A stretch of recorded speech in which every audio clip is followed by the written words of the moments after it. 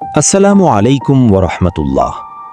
সম্মানিত এলাকাবাসী ও সহৃদয় ব্যক্তিবর্গের দৃষ্টি আকর্ষণ করছি, হাটহাজারী থানার ৪ নং গুমানমর্দন ইউনিয়নের ৩ নং ওয়ার্ডের পেশকারহাট আলী রাজার বাড়ির বাসিন্দা মোহাম্মদ বখতিয়ার বর্তমানে গুরুতর অসুস্থ অবস্থায় রয়েছেন।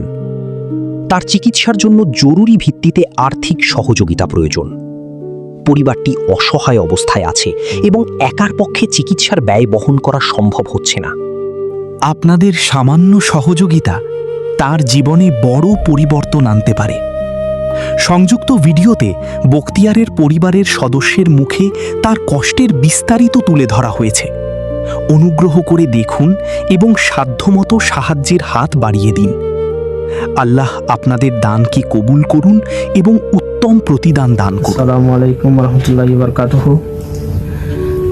আইজি আলী রাজার বাড়ি মরহুম নুরুল ইসলাম ওর ছোট ছেলে ওনারা হাসান আজিয়াইনুর মাধ্যমজি আর মেজা ভাই বখতিয়ার কিডনি রোগের আক্রান্ত যে কত 2 মাস ধরে ওরতে তো মানে কিডনিকুর একদম মানে কি শেষ পর্যায়ে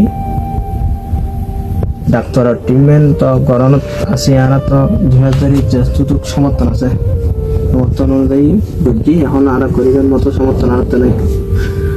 এখন আর ওনারা আছে সহযোগিতার ঠিক আছে, ওনারা আর সহযোগিতা করি ও ট্রিটমেন্ট করিবার মতো কি ওনারা